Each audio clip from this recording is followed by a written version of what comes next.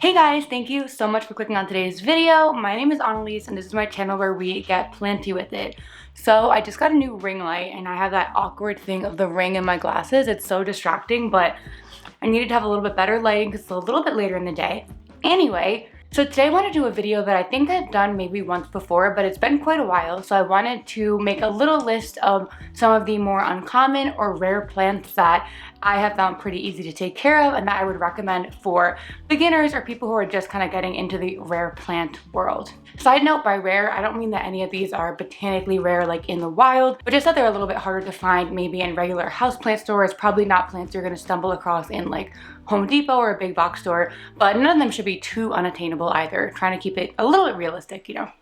Anyway, if that sounds like something you're interested in, then definitely keep on watching.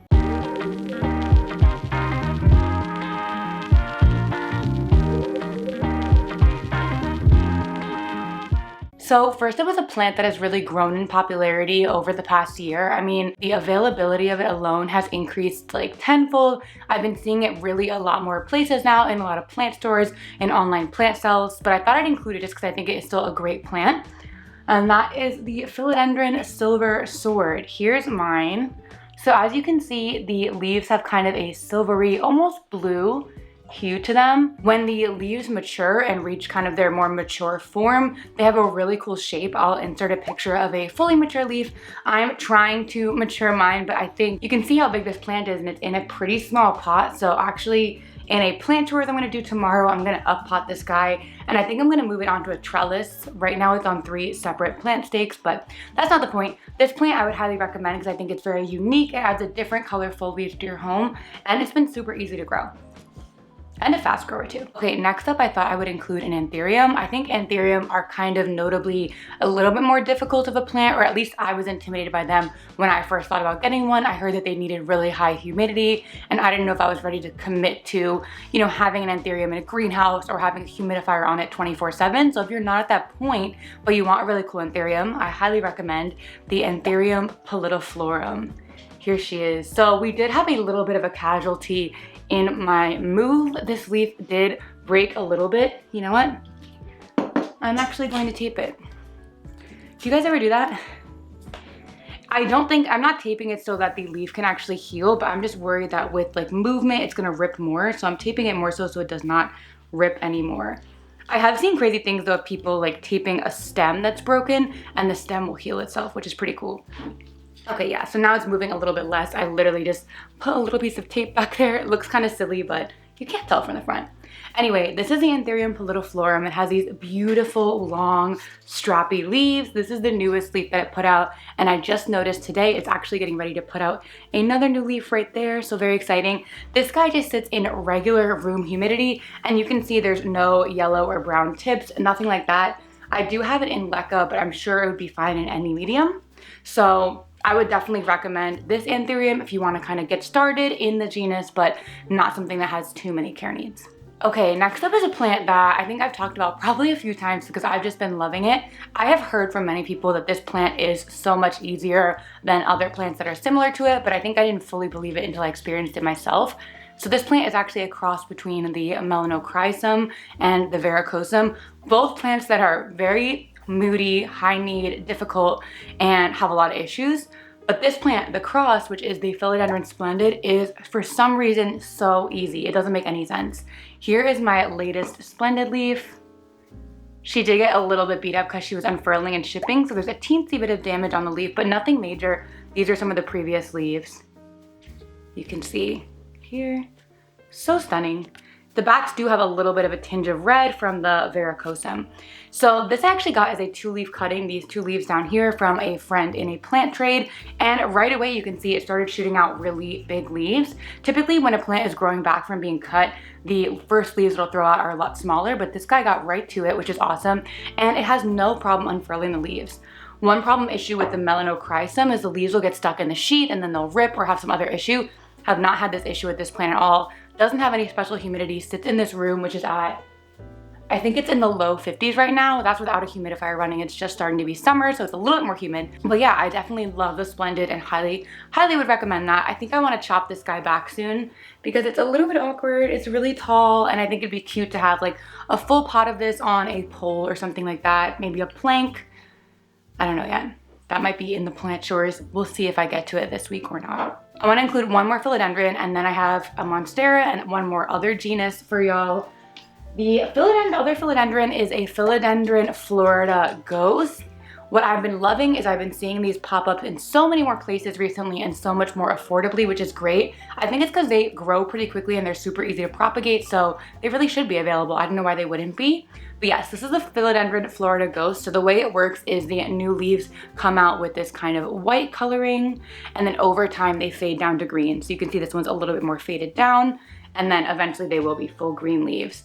This guy, I will say, we did have a little bit of a rough start. It did not grow for the first at least 6 months of having it. It did absolutely nothing, but I think it was just needing to get itself established. I think if I remember correctly, I actually imported this plant from Green Spaces, so it probably just needed that extra time to get settled in its pot in the new environment. But since then, it's been shooting out growth like crazy. There's actually 2 plants in here. This one is a cutting I took from the original one that I rooted up and repotted in, but I think it's just looking so stunning. I just love how many different colors are on the same plant. Like, you have so many different shades. It's so pretty. This guy also did have a leaf. This one didn't snap in shipping. This one snapped in the sheath. Let me see if I can show you without messing it up. Yeah, right there. It ripped right there. And so I did my little teepee thing. Yeah, now it looks good as new, right?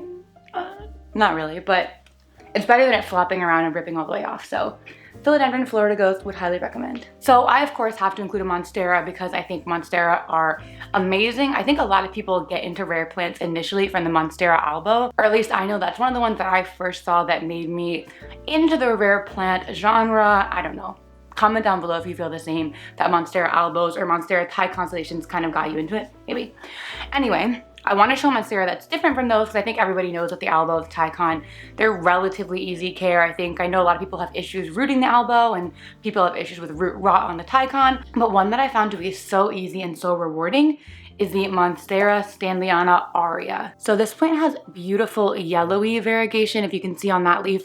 I think it does look a little bit white on camera, but I promise in person it's yellowy. For comparison, this is the Monstera Standleyana albo. So that variegation's a little bit more clearly white. I don't know if that's apparent, but anyway, I chose the Aurea because I actually much prefer it over the albo. I think the growth pattern is so much better. For me, at least, it's been growing really close together. And I don't know, the variation is just something, the yellow adds something special to it. I highly recommend this plant. I think you could definitely grow it up a moss pole, up a plank. Right now I have it on this little stick, which is not really doing much for it, but the leaves are getting bigger. So I think it is pretty happy right now.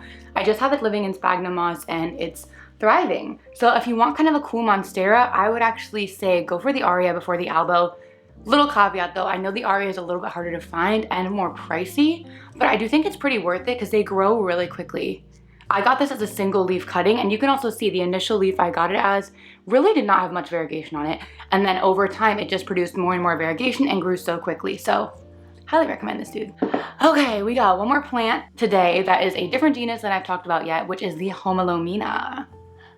So Homalomena are definitely still new to me. I've only ever had 2, the one I'm about to show you and the Selby. The Selby was doing so well for a while. It had such a fall from grace. Don't know what happened, but right before the move, it ended its life and we no longer have it, sadly. But a beautiful one, definitely more moody, and I've heard that from other people. But this one that I'm about to show you is not like that at all. This is the Variegated Homalomena Rubescens. So you can see, I love this little wonky leaf that came out like this. But you can see it has kind of a speckly variegation on it. Some leaves have a little bit more of a thicker section like this guy. But all around, just a really beautiful plant. What I love also is the stems are kind of a like pinkish color, like a light pinkish reddish color, which I think just adds a unique element. So I have this guy living in Leca. Like, look at those roots. That is crazy. And it's been honestly so easy for me. So this guy pretty much just stays in Leca, and all I do is give it nutrients every once in a while, and that's literally it.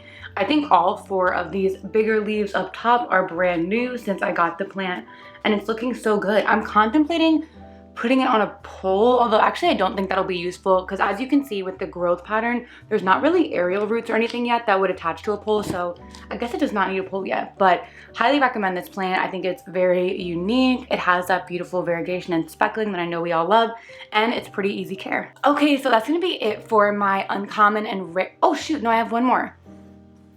I have one more plant. Let me show you guys the last one. I'm sure you've seen this one a bunch, but it is really growing in popularity and availability, so I wanted to include it. The next one is the variegated Burle Marx. Here is mine. I have this one broke. The stem looks like it might have snapped, but I have a couple of these, but this is one of my favorites just because the leaves are actually increasing in size, whereas on my other one, I don't know why the leaves are staying relatively small, but this plant is absolutely a stunner. Let me show you some of the leaves. It does have beautiful yellowy variegation on a lot of the leaves. Some leaves come out almost completely yellow, which is so stunning. I will say one complaint about this plant is it does revert pretty easily. As you can see, it looks like this stem over here has reverted to almost completely green. So typically when that happens, I just cut the stem off that is reverted to encourage new growth. But overall, I would highly recommend this plant. It grows super crazy. Look at that little... Look at those stems. They're pretty insane in there, but it also grows super quickly, so it's great if you want to, you know, get it small. It'll grow big in no time, and you can chop it and prop it really easily. I've propped so many of these guys in water, and it's gone super well. Great for trades, and just like a really cool decorative piece. I think I love how wacky and crazy this one is because it just makes such a statement by itself. I don't know why these two leaves are really low, but this one has some really pretty variation. Or is it yellowing? It's a combination. This leaf's on its way out. It looks like the stem may have snapped, which happens. It's okay. Anyway, that actually is my last plant I wanted to show you guys today. Thank you so much for watching and supporting my channel. If you enjoyed the video, definitely hit like, and if you're not subscribed yet, please consider subscribing. We're on our way to 2K, which will be very exciting. And if you want to, comment down below with what are some of your favorite uncommon or rare plants that you would recommend for a beginner.